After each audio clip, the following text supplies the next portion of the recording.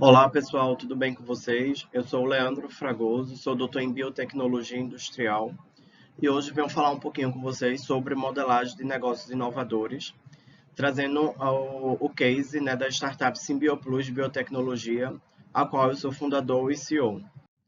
Então hoje a gente vai ver um pouquinho o que é startup, identificando problemas e soluções, questões para validar as ideias, fazendo um modelo de negócios, a diferença entre protótipo e MVP, e por fim, eu vou apresentar o case da startup Symbioplus. Bem, para a gente iniciar, a gente precisa definir aí, né, o que é startup.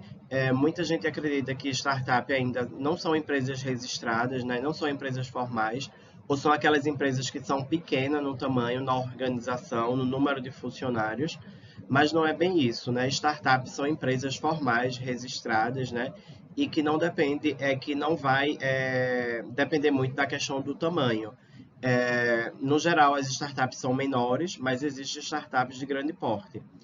E aí, para a gente definir melhor, startups são empresas que apresentam produtos inovadores e com alto potencial de crescimento.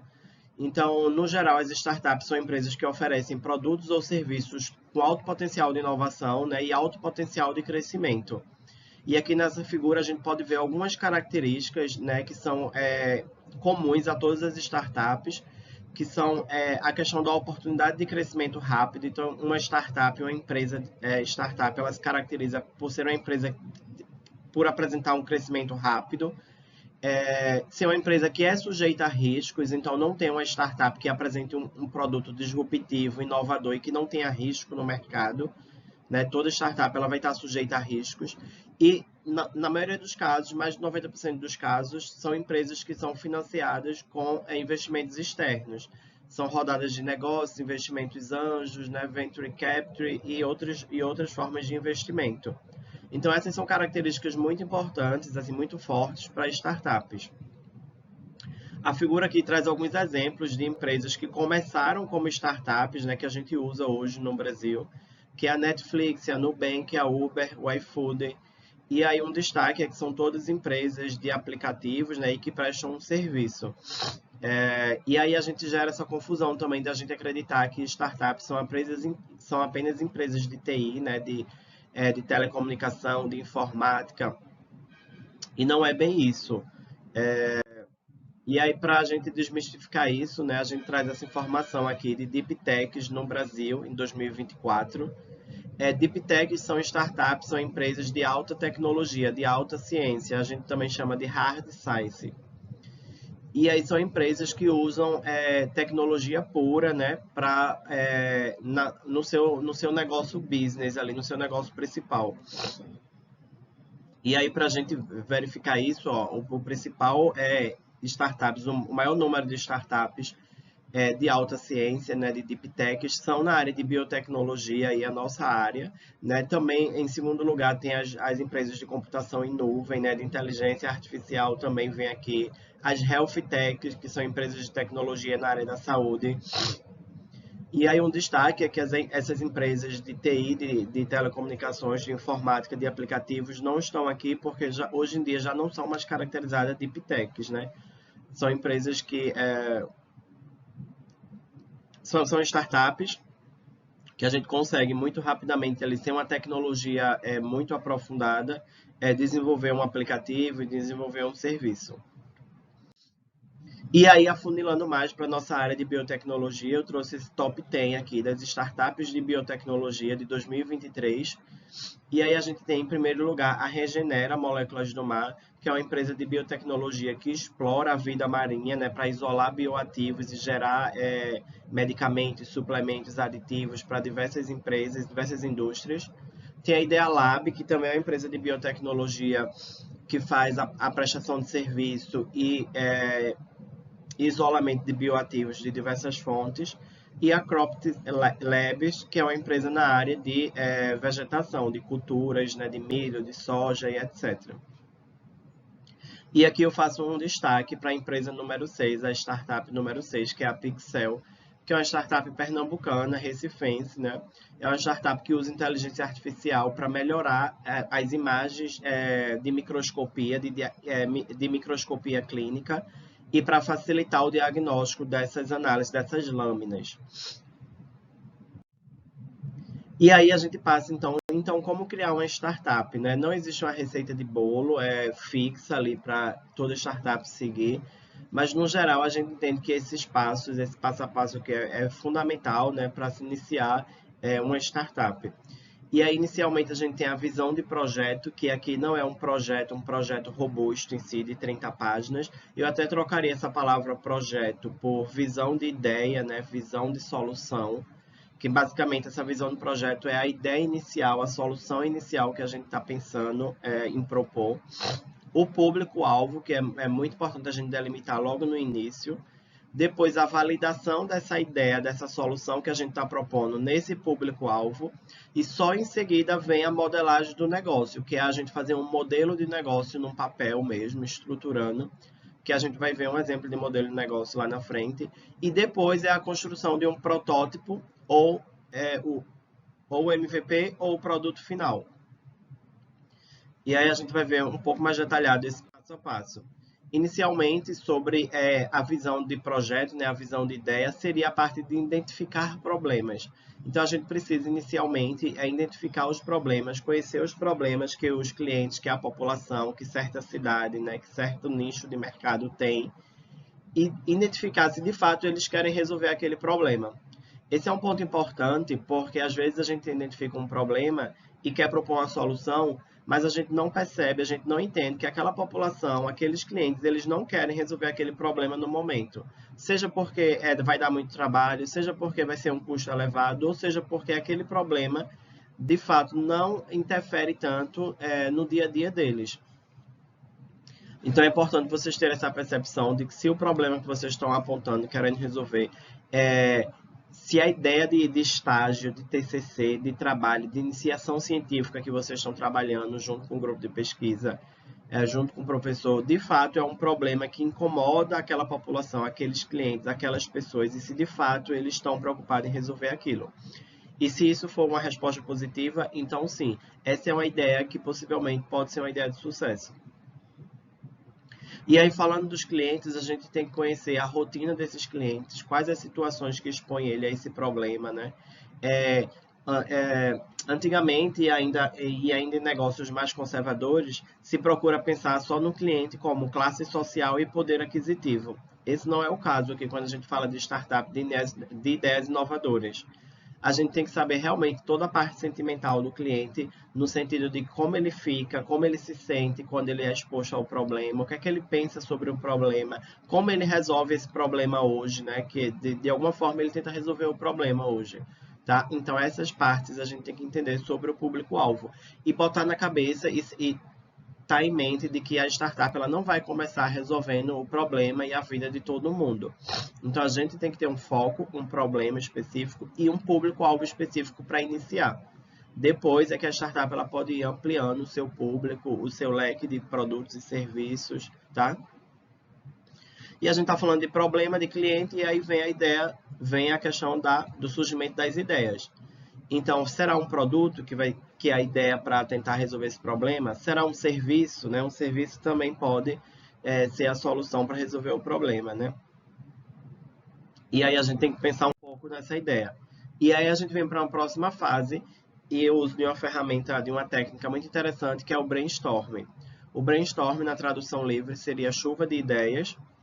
E a ideia é sentar realmente sentar o grupo, uma mesa de reunião, os colaboradores, né, as pessoas que estão à frente daquele projeto e sair propondo ideias para resolver aquele problema. E aí são ideias bem amplas, sem nenhum julgamento, sem nenhuma limitação. No geral, a gente usa post-its, né? Então essa imagem aqui é bem ilustrativa. A gente costuma usar post-its e não se identificar, e só colocar as ideias e colar lá no papel. E depois a gente vai fazendo um agrupamento dessas ideias. A técnica aqui não é eliminar ideias, né? Não é considerar que aquela ideia é ruim.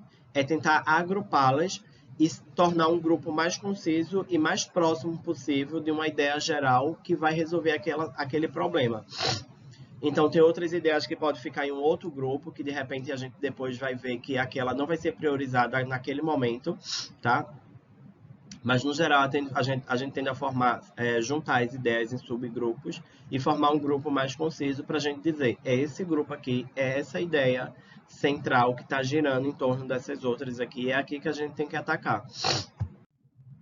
E aí, falando em atacar, a gente tem a validação dessa ideia, que é por essa ferramenta aqui, que eu estou ampliando aqui para vocês agora, que é o ciclo Lean Startup, né? O ciclo da startup enxuta. Então, no geral, isso é muito utilizado, essa técnica, essa ferramenta é muito utilizada no ramo de startups, né? E é uma ferramenta enxuta, onde rapidamente a gente consegue propor ideias, validar essas ideias e tentar desenvolver essas ideias. Então, no geral, aqui em cima a gente tem a ideia, então a gente passa a fase de construção, seja a construção, e aqui tem produto, eu risquei, e eu acho que a gente deve considerar o protótipo, né? Porque inicialmente a gente não constrói de cara um produto final, porque demanda tempo e demanda dinheiro. E a gente está apenas validando essa ideia. Então, a gente constrói inicialmente um protótipo, né, que vai custar menos dinheiro e vai investir menos tempo. Mas tem que ser um protótipo real, mais próximo possível do produto, para que eu possa validar, de fato, aquelas características do meu produto, que eu quero. Então, depois de eu construir esse protótipo, eu vou começar a testar, validar esse protótipo no meu público-alvo. E aí, onde tem aqui medir, né? Então, é importante que a gente tenha dados para mensurar isso. Então, se eu vou testar um produto, então vamos dar o exemplo do aplicativo Uber. Então, se eu fiz o aplicativo e eu quero validar esse aplicativo, não é só simplesmente botar para as pessoas usarem e esperar para saber se elas usam ou não, se elas aderiram ou não. É realmente criar métricas. Quanto tempo ela acertou tal destino, né? Quanto tempo ela levou para pedir uma corrida. Porque o aplicativo tem muito isso, de várias telas ou vários cliques. Então, o ideal é que o aplicativo seja o mais enxuto e mais rápido possível. Então, eu posso botar os clientes para usar e saber em quanto tempo médio, né, os clientes finalizaram o pedido da corrida e ficaram esperando o carro, né?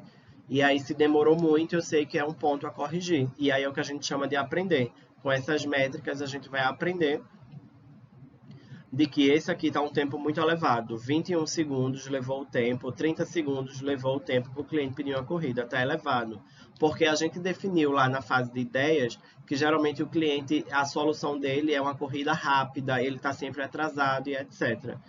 Então, esse tempo aqui tem que ser menor, tem que ser de 20. Então, eu aprendi com isso. Então, eu vou voltar para a fase de ideação, para a fase de construção. Eu vou adaptar o meu protótipo, né? Para que ele faça esse pedido da corrida em menos tempo. E eu vou novamente validar, medir isso. E aí, por isso que a gente chama desse ciclo da startup enxuta, né? Um ciclo fechado, onde eu posso sempre manter isso contínuo, de ter um produto, de adaptar, de medir ele, de aprender com as falhas e de voltar para a ideia inicial e validar novamente. Então, isso é muito usado, o ciclo Lean Startup, para qualquer, não só para a questão de validação de produto, tá? Pode ser para validação de uma ideia, pode ser para validação de um protocolo interno dentro da empresa, então, para qualquer questão de validação, se aquilo vai funcionar ou não em uma startup, é muito utilizado esse ciclo. E aí não deixa de ser semelhante às pesquisas rotineiras que a gente faz no laboratório, né? A um projeto de TCC ou de ESO de vocês, ou até quando vocês estiverem trabalhando em alguma empresa, né? De usar esse ciclo, que é muito interessante, de ter uma ideia, de primeiro eu construir um protótipo dessa ideia, né? Eu validar isso com o meu público, com quem eu vou usar, e depois aprender, corrigir e ter aquela ideia final sendo viável e executável. E aí a gente está falando muito de protótipo e MVP, e aí eu trouxe essa figura que é muito ilustrativa sobre o que é protótipo, MVP, que é o produto mínimo viável, né, uma sigla em inglês, e o produto final. Então aqui vocês observam um donut, né, que é um doce americano, um pão americano, de origem americana. E aí a gente tem o protótipo aqui, que está mais na forma de um desenho, né? Mas a gente pode construir isso, construir em isopor, construir em 3D, sei lá, alguma coisa do tipo. A gente tem o MVP, que é o produto mínimo viável, e o produto final. Observa que eles têm diferença. O MVP, a sigla, como a sigla já diz, é o produto mínimo viável, ele tem que ser um produto já funcional. Ele tem que ser um produto na sua versão mínima possível, mas tem que ser considerado viável, ele tem que estar com as características de uso. Então, aqui nesse caso, ele tem que ser comestível, tá? O protótipo não tem essa obrigação de não ser comestível, ele pode ser ou não pode ser comestível. Mas a ideia é que passe a realidade do produto, o protótipo, né? Para que a gente possa testar. Se eu quero testar aqui o tamanho do donut, né? Se a mordida do cliente dá em relação ao tamanho, a altura, né? Não sei, alguma coisa. Então, isso tem que estar no protótipo para que eu possa testar, tá? A diferença entre protótipo e MVP, a gente costuma dizer é que quando o cliente paga por aquilo, então ele passou a ser um produto e não mais um protótipo. Então aqui está o protótipo, eu estou testando, e aí eu pergunto ao cliente, você compraria esse protótipo aqui agora, levaria para casa? Ele vai dizer, não, porque aqui é só um teste, né? Um produto eu não vou conseguir usar. Então ele é um protótipo ainda. E se um dia eu tiver o protótipo, né, ou um MVP, eu perguntar ao cliente, você pagaria, dá para levar, você quer levar, e ele pagar por isso, ele começar a pagar por isso, então já é um produto mínimo viável. Logicamente que depois a gente ainda vai ter um produto final, com adaptações, porque o MVP, muitas vezes o cliente paga por ele, mas ainda está em fase de teste. Muitas vezes a gente se depara com isso no mercado, né? Tem um produto que faz um mês teste. Na verdade, esse mês teste é para aprender o cliente, mas quando o produto está sendo lançado, a gente ganha amostra grátis, né? Então, isso muitas vezes ainda é o MVP. A gente vê muito isso na indústria de alimentos, né? Coca-Cola lançando sabores diferentes, eles lançam edição ilimitada, né? Edição limitada, quer dizer. E aí com sabores diferentes. Muitas vezes essa edição ilimitada é um MVP. Já está sendo vendido, mas eles querem fazer um teste de mercado. Se aquilo sai, se aquilo não sai, o que os clientes gostam ou não gostam. E aí depois, ou eles vão adaptar isso, aprimorar para se tornar o produto final, ou eles tiram o MVP do mercado, né? Não é mais comercializado, tá? Então, esse é o exemplo de MVP. E o produto final, vocês vejam que é muito parecido ao protótipo e ao MVP, mas tem características que foram sendo adicionadas durante o teste. Talvez uma borda de cobertura, né?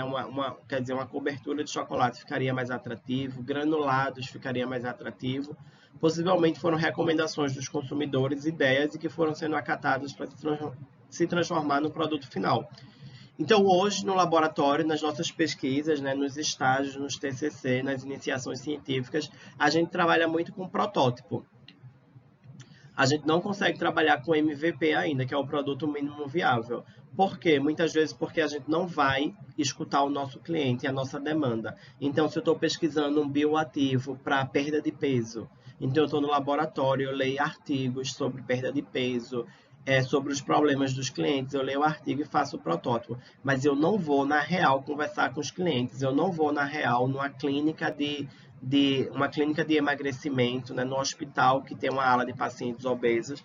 Eu não vou lá para, de fato, conhecer essa realidade, os problemas e escutar os meus clientes. Então, por isso é muito difícil eu conseguir construir o MVP, um produto mínimo viável mais próximo, porque eu não estou indo para o mercado escutar as demandas do mercado.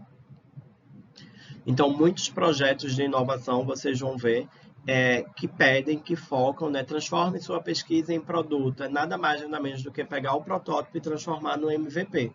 Muitas vezes não é no produto final e muitas vezes não é para ser comercializado ainda. É apenas transformar de protótipo para MVP e tentar fazer validações no mercado com clientes reais, né? Clientes finais reais, tá? E aí, depois que a gente tem protótipo e tem MVP, ou só o protótipo, a gente vai construir um modelo de negócio, que é muito utilizado no mundo das startups, o modelo Canvas, tá? Então, esse é o modelo Canvas. Como vocês podem ver, ele é bastante enxuto, é apenas uma página. Então, nos projetos de inovação, o que se pede é esse modelo de negócio aqui. Não é um projeto de 30 páginas com introdução, desenvolvimento, nada disso. Não é um projeto com análise financeira, custos, receitas, tudo detalhado, ainda não é isso, tá? É apenas um modelo de negócio Canvas, onde aqui a gente vai botar nessa parte vermelha, que é a parte central, a nossa proposta de valor. O que é proposta de valor? É o seu produto ou serviço e o que é que ele gera de valor para o cliente, tá? Então aqui nunca a gente considera apenas o produto. Todo produto gera um serviço, todo produto gera um valor para o cliente. Então, a gente precisa descobrir qual é esse valor que a gente gera para o nosso cliente e isso vai fazer parte da nossa proposta de valor junto com o nosso produto, tá? Eu vou apenas falar aqui agora o que é cada item e no próximo slide a gente vai ver um exemplo de uma empresa real. Então, e para eu fazer essa proposta de valor, para eu fazer esse produto, eu venho para a área aqui azul, que é como eu vou fazer isso. Quais as atividades principais, quais os recursos principais e as parcerias principais. Então, primeiro eu vou listar as ações importantes que a empresa deve realizar para ter aquele produto, aquela proposta de valor funcionando. Observa que aqui eu não vou colocar todas as atividades, né? Recursos, departamento pessoal, eu preciso contratar funcionários, eu preciso pagar a conta de luz. Não. Aqui a gente vai colocar as atividades principais, né, do negócio. E, consecutivamente, essas atividades principais do negócio vão ser recursos chaves também, vão ser recursos principais. Então, se eu digo que o meu negócio precisa de equipamentos, quer dizer, se eu digo que meu negócio precisa de fabricação de um equipamento, fabricação de uma máquina, então, teoricamente, recursos principais eu vou precisar de maquinários, porque sem os maquinários eu não vou conseguir fazer a fabricação, tá? Mas uma dessas atividades principais também pode vir não de recursos principais, mas de parcerias. Então, se eu coloco que uma atividade principal do meu negócio é a distribuição, é a logística, que eu vou distribuir um produto alimentício, por exemplo, da minha startup, então eu preciso de uma logística, é uma atividade principal. E aí, mas essa logística pode vir de um parceiro, de uma empresa terceirizada, tá? Então, a gente aqui, nas parcerias, como eu vou... alguma parceria vai contribuir com as atividades principais. E aí, do outro lado, eu vou colocar para quem. Então, para quem eu estou entregando esse produto, essa proposta de valor. Então, a gente vai determinar o segmento de cliente. E aqui no segmento de cliente, como eu falei para vocês, a gente vai determinar não só o poder aquisitivo e classe social. A gente tem que dizer se o nosso foco de atuação é estadual, é regional, é nacional. Quem são esses clientes? Como eu havia falado, uma startup ela não começa atendendo todo mundo, né? Então, a gente tem que, de fato, focar e começar com o público-alvo e depois a gente pode ir ampliando. Então, aqui pode determinar se seu produto é voltado para mulheres, se só é para mulheres grávidas, se é para idosos, terceira idade, tá? Se só é para homens, se só é para mulheres, se é para crianças, né? Traçar todo esse perfil aqui que você pretende atender. E aí, um outro ponto nesse coração aqui é o relacionamento com o cliente. As formas que você vai se relacionar com o cliente. Observe que pode ser um relacionamento direto, presencial, pode ser um relacionamento indireto, né? Porque você vai ser uma empresa que vai ter uma outra empresa terceirizando a parte de vendas. Então, teoricamente, essa empresa que terceiriza as vendas é que vai ter um relacionamento mais direto. Você vai ter um relacionamento apenas indireto. Você vai estar lá, você vai ter um saque, você vai poder responder, mas na maioria das vezes o relacionamento ponta a ponta é com quem está vendendo e não você, digamos assim. Então, tem diversas formas de relacionamento com o cliente. E, por fim, os canais que vocês vão usar para estar se relacionando e entregando o produto de vocês. Então, vai ser uma entrega direta por via terrestre, vai ser aéreo, o atendimento aos clientes vai ser por telefone, vai ser só internet. Então, os canais as formas que você vai entregar tanto a proposta de valor, como você vai se relacionar com esse cliente. E, por fim, aqui embaixo, observem que essa ordem que eu fui citando é muito importante, né? Primeiro a proposta de valor, depois como a gente vai fazer a proposta de valor, depois para quem a gente vai fazer e, por fim, a estrutura de custo aqui embaixo. Então, a gente tem de um lado a estrutura de custo e de receita, perdão. Então, a gente tem de um lado a estrutura de custo, que a gente vai colocar os custos envolvidos na operação. E aí, novamente, não é um estudo financeiro aqui, a gente não vai colocar números. A gente vai citar os principais itens que vai ser um custo para a empresa acontecer. E aí, essa estrutura de custo sempre vai vir das atividades principais e dos recursos principais. Se é uma atividade principal e se é um recurso principal, então isso vai ter um custo principal na empresa. Então, a gente coloca aqui custos com maquinários, né? Custo com equipamentos. Se vai ser uma empresa de biotecnologia, aí eu preciso de pesquisadores com doutorado, com mestrado. Então, eu vou colocar aqui recursos humanos altamente qualificados. Vai ser um custo muito alto para a minha empresa. Então, todos os principais custos a gente coloca aqui. E aí as receitas e as formas que a empresa vai gerar dinheiro, vai ganhar dinheiro. E aí a gente entende, a gente aprende, né, que o interessante para uma startup, que é uma empresa de alto risco, ela tenha mais de uma forma de receita. Porque se uma forma não está dando certo, ou se uma forma não está muito bem agora, uma outra forma está suprindo essa carência em relação à primeira. Então, o que é que eu digo a vocês? Um exemplo, vocês vão vender um produto, vocês vendem um produto final, um aditivo, um suplemento, um exemplo, mas o interessante é que vocês tenham uma outra forma de receita. Seja a prestação de um serviço para esse produto, né, uma consultoria, seja se é um alimento, se é um suplemento alimentar, vocês podem estar vendendo um livro de receita atrelado a isso, e é outra forma de receita, tá? Ou vocês podem fazer a venda direta, mas vocês têm a venda por assinatura, o que gera receitas diferentes para vocês consecutivamente. Então, é ideal que vocês tenham mais de uma forma de receita. E aqui embaixo, o quanto. Não é comum nos modelos de negócio ter isso, nesse tem. E aí é porque os modelos de negócios, esse aqui, como eu falei para vocês, são usados nas seleções, nos editais, nas competições de startup. É usado para o investidor inicial, né? Observa que essa é uma decisão é um modelo de negócio inicial para tomada de decisões rápidas. Então, se eu vou conversar com o investidor para saber se ele tem interesse na minha startup, eu não levo um projeto de 30 páginas, ele não vai ter tempo, a gente não vai conseguir delimitar aquilo ali naquele momento daquela reunião. Então, o que é pedido que a gente leve é um modelo de negócio, isso aqui, de uma página, que a pessoa consegue olhar e entender como a startup funciona, né?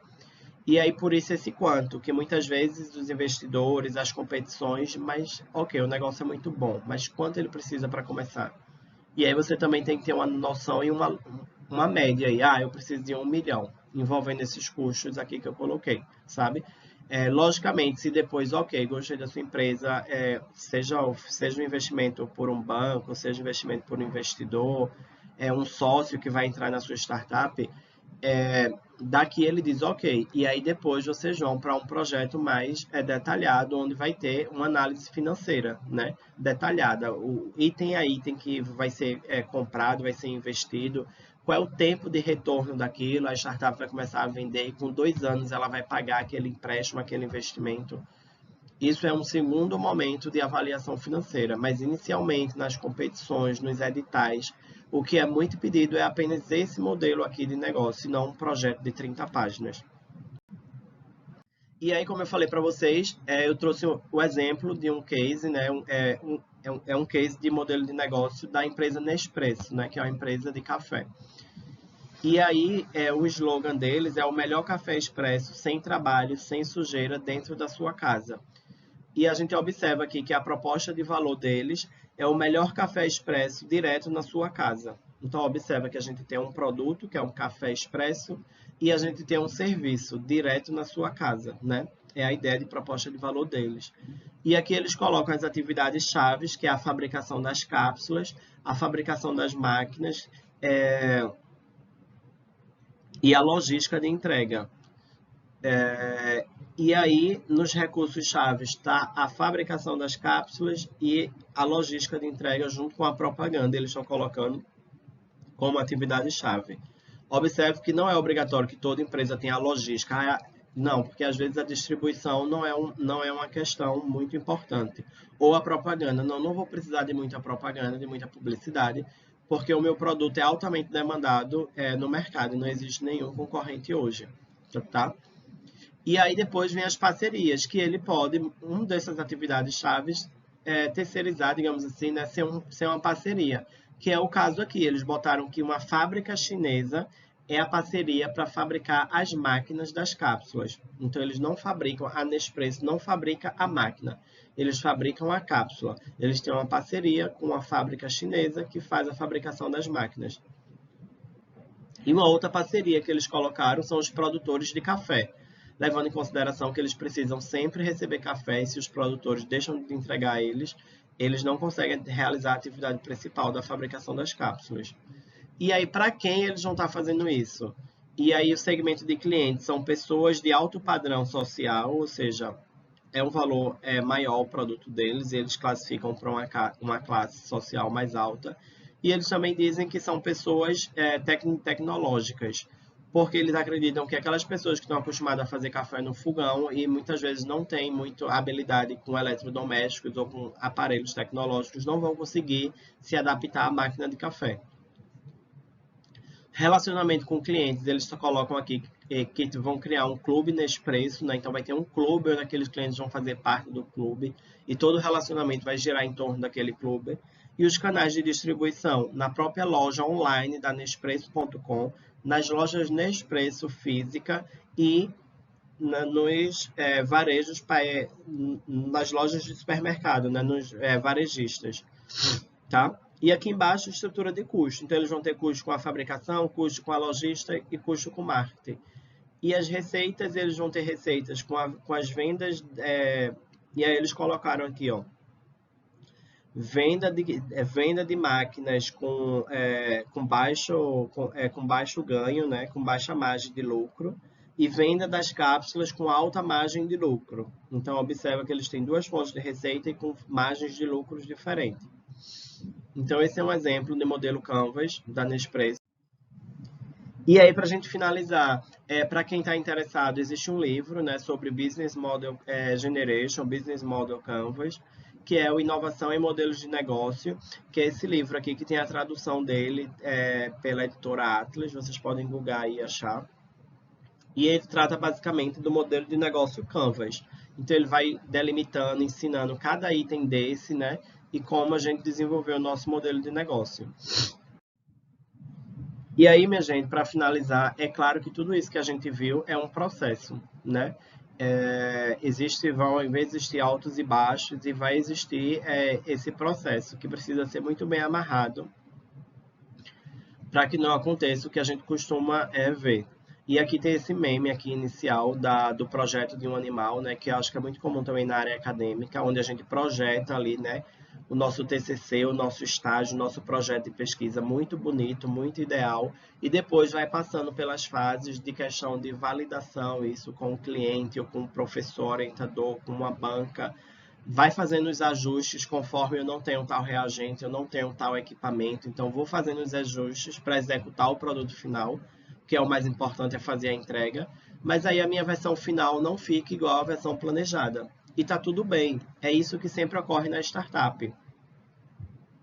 A gente não pode ficar validando e melhorando um produto por 2, 3 anos sem lançar no mercado. Porque a startup ela não tem tempo e não tem investimento suficiente. Porque se é um produto inovador e eu fico 3 anos, 4 anos tentando melhorar para sair igual ao planejado, vem uma empresa na frente e cria aquele produto. E o nosso deixa de ser inovador, tá? Essa segunda imagem aqui mostra muito bem também esse processo. Inicialmente, o que o cliente demandou, né? Qual é o problema do cliente, o que é que ele pediu. Pediu um balanço com 3 tábuas, vamos dizer assim. Mas aí o líder do projeto, o dono da empresa, entende de outro jeito. O cara que vai executar, o que vai desenhar o projeto, o analista, projeta de outra forma, nessa terceira imagem aqui. O cara que programou, que executou o serviço, executa de outro jeito. O cara do marketing, o consultor que foi chamado para dar um nome, criar uma embalagem para o produto, cria algo totalmente diferente ainda. Durante esse processo, ninguém está documentando nada aqui embaixo, né? Acaba que o produto sai basicamente sem as funcionalidades que o cliente queria. É cobrado um preço de um produto diferente do que a gente está entregando, né? Um produto bem maior. E, por fim, o que o cliente queria era realmente só algo para ele se balançar. Um acorde e um pneu talvez atendia o desejo do cliente, né? Para resolver a solução desse cliente. Então, vocês têm que ficar atentos a essas questões na hora que a gente estiver fazendo projetos de startup. E agora, eu vou trazer, para a gente finalizar, eu vou trazer o case da SymBioPlus, que é uma startup de biotecnologia. Só para colocar vocês ali mais sintonizados, o meu doutorado foi em 2016 até 2020, 4 anos, e foi na área de biotecnologia. E falando um pouquinho disso que a gente estava conversando, o meu projeto de doutorado era desenvolver um produto, uma bebida láctea, né, uma bebida láctea, que tivesse alta concentração de probiótico, né, para a gente chamar um produto de high concentration, que é o que está muito na moda hoje, né? Alta concentração de proteína, high protein, etc. Então, essa era a ideia. E esse produto ia ter o apelo de melhorar a imunidade dos indivíduos, já que probiótico, um dos benefícios dos probióticos é a melhora da imunidade. Então, eu ia desenvolver um shot, né, com alta concentração e que ele ia ter apelo para melhorar a imunidade dos indivíduos. Então, eu precisava primeiro fazer um produto, fazer concentração de probiótico, né, desenvolver o probiótico e concentrar. Depois, eu precisava fazer uma formulação de uma bebida para adicionar esses probióticos concentrados nessa bebida e que esses probióticos ficassem vivos por muito tempo. E depois, o meu projeto envolvia os testes. Eu ia testar essa bebida em camundongos, né, em ratos de laboratório, para de fato comprovar que ele melhorava a imunidade. Mas aí eu não consegui desenvolver a bebida, a gente não teve tempo, não teve recursos para desenvolver a bebida e eu não tive recursos para testar em ratos e nem tempo. Então eu apenas desenvolvi o probiótico, uma formulação de probiótico de alta concentração, ao qual eu chamei isso de um aditivo, né? Era um produto já, um aditivo de alta concentração, que era para ser adicionado depois no alimento. E eu testei isso para ver se melhorava a imunidade, só que em testes in vitro, em célula, que eram mais baratos e mais rápidos. Então, observa, do que eu planejei e do que eu executei foram diferentes. Mas aí, depois que eu defendi essa ideia de projeto do meu doutorado, surgiu a startup que é a SimbioPlus, a qual eu vou apresentar agora para vocês. A SimbioPlus é uma startup de biotecnologia, né? E o nosso produto é um aditivo funcional para aplicação industrial em alimentos. A startup ela surgiu da demanda, né, do problema, onde hoje no Brasil a gente tem 53 milhões de brasileiros que já relatam sentir desconforto ao consumir leite. 350 mil pessoas, especificamente crianças, têm alergia à proteína do leite, que é diferente de intolerância à lactose. E 29 milhões de brasileiros já se declaram ali vegetarianos, veganos ou com hábitos de consumo similares, né? Não consomem carne todos os dias, não consomem leite, etc. E dentro desse universo todo, a gente traz a persona do Pedrinho, que é uma criança de 7 anos, e tem a alergia à proteína do leite de vaca. Porém, essa criança ela vive em uma família com hábitos de consumo saudável e funcional. A mãe do Pedrinho pratica yoga, compra frutas e verduras orgânicas, consome probióticos. O pai do Pedrinho faz academia, luta jiu-jitsu, consome whey protein. E eles querem oferecer alimentos funcionais e saudáveis para essa criança, principalmente probióticos, né? Que a gente sabe hoje que esses probióticos, principalmente na fase inicial, vai melhorar a microbiota das crianças, o que vai melhorar a digestão, o intestino e todas as outras questões relacionadas à saúde. Só que essa mãe, ao ir no supermercado, ela não encontra produtos probióticos que não sejam lácteos, né? Hoje a gente só tem no mercado produtos probióticos lácteos. O Yakult, o Activia, são bebidas funcionais.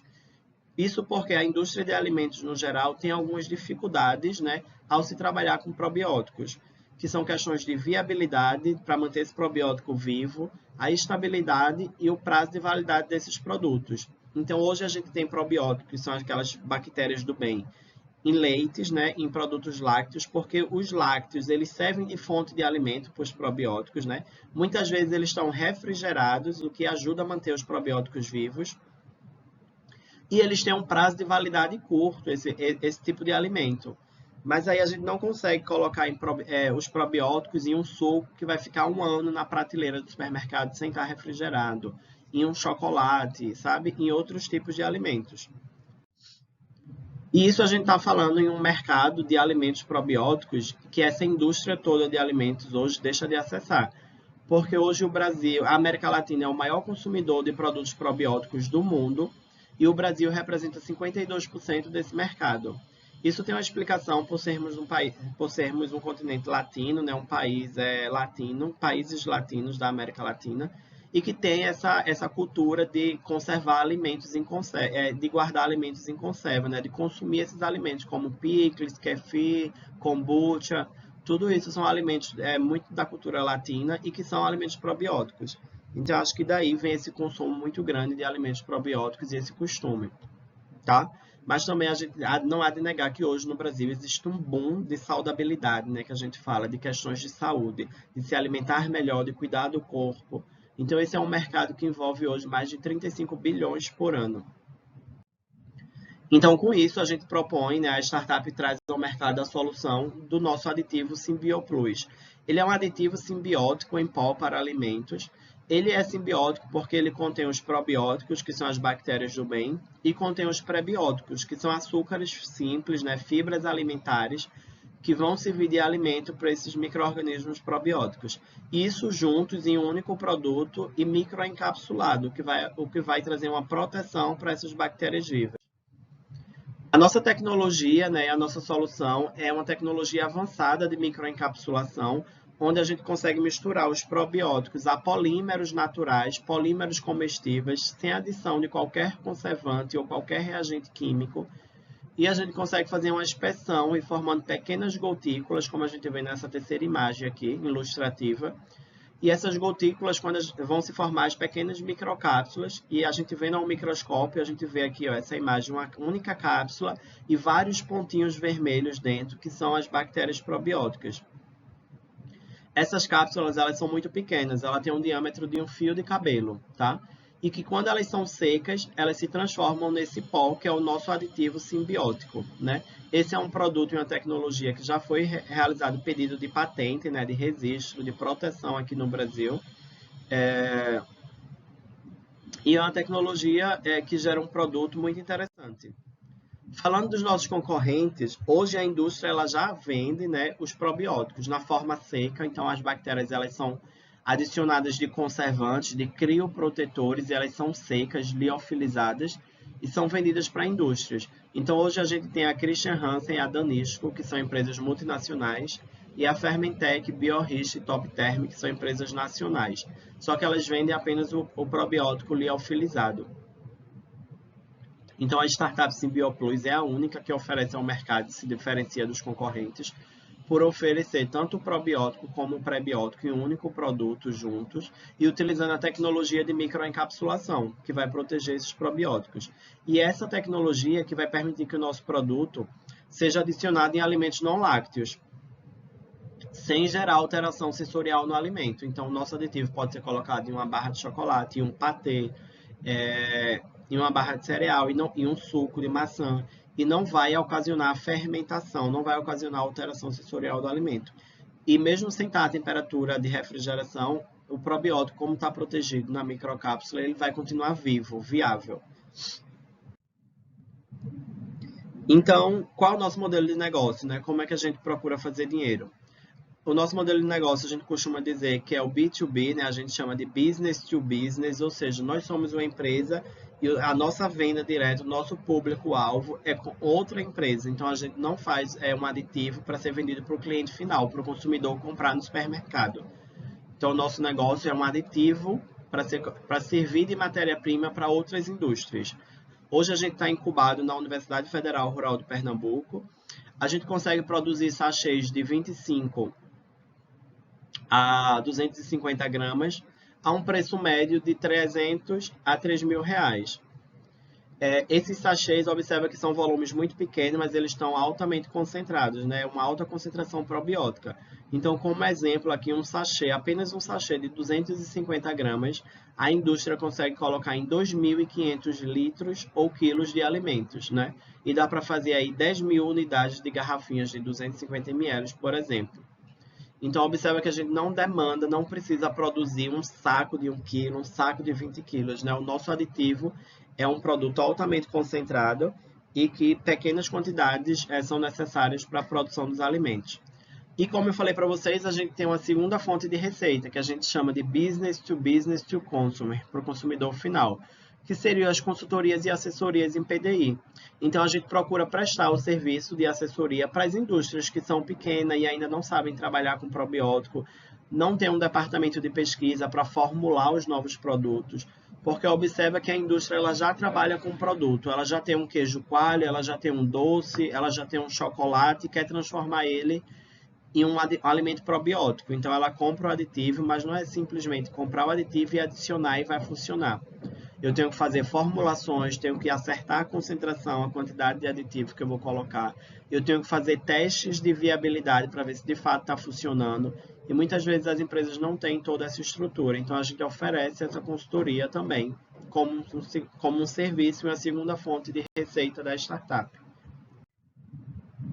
Falando um pouquinho da nossa trajetória, como eu falei para vocês, a ideia de negócio, a ideia do produto começou e as pesquisas em 2016 até 2020, quando a gente depositou a patente e registrou isso, né?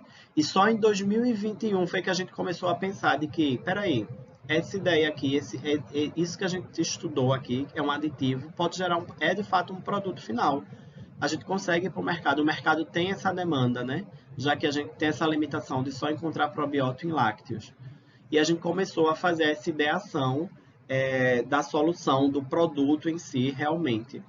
E a gente participou de alguns editais, como o Centelha, da FACEP, o Catalisa e o Startup Nordeste, que são do Sebrae, editais nacionais, onde a gente conseguiu recursos, né, e começou a desenvolver mais a startup, a empresa.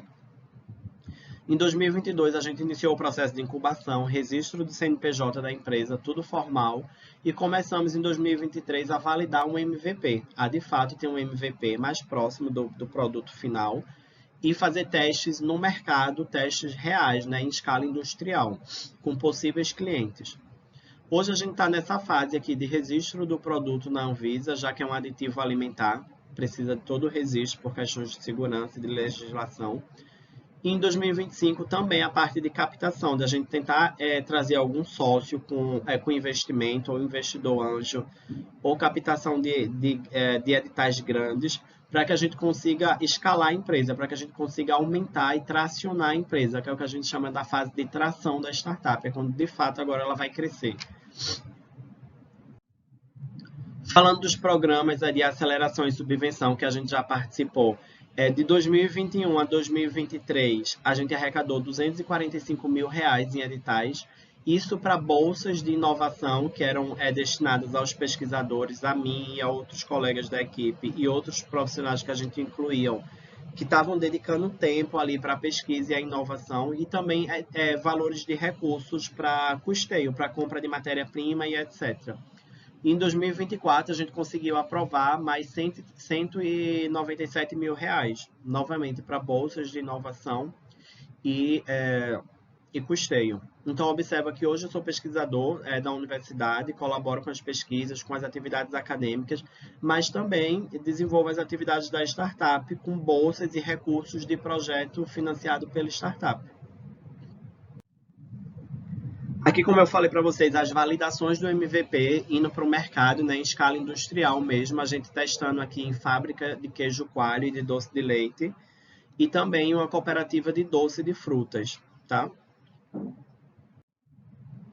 Então, tudo isso, a startup é feita por esse time, como eu falei, eu sou o CEO e fundador da startup, tem a Ana Porto, que é a minha sócia direta na startup, e é a diretora de PDI, a diretora sênior. Ana Porto, ela é professora, hoje titular da Universidade Federal Rural de Pernambuco.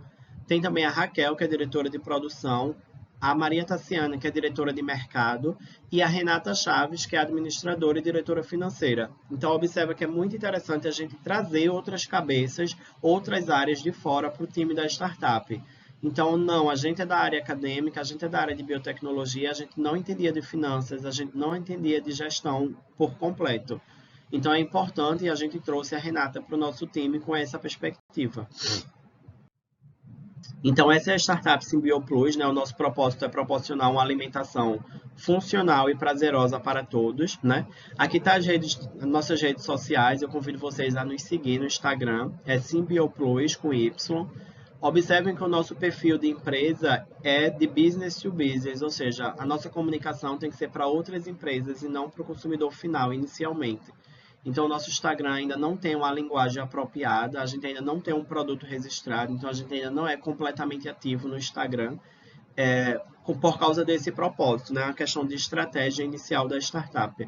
Mas eu já convido vocês a seguirem, porque futuramente, quando a gente tiver vagas de estágio, né? Todas as nossas ideias a gente vai estar compartilhando no Instagram. Pessoal, era isso que eu tinha para compartilhar hoje com vocês, né? Agradeço vocês estarem até aqui. Espero que vocês tenham gostado, aberto um pouco a cabeça para essa questão, essa possibilidade de se criar startups, né, de ser empreendedores, né, para ser um empreendedor, para ser um CEO de uma startup, não tem idade, não tem sexo, né, não tem classe social, né, basta ter ideias inovadoras, né. Então, hoje, as ideias de estágio de vocês, de TCC, né, de trabalhos de conclusão de curso, podem sim virar ideias de negócio, né, desde que vocês tenham esse feeling, essa percepção realmente de ser uma ideia, de ser um produto ou um serviço inovador, e que vai estar atendendo a uma demanda de mercado. Então, eu desejo sucesso a vocês e até mais.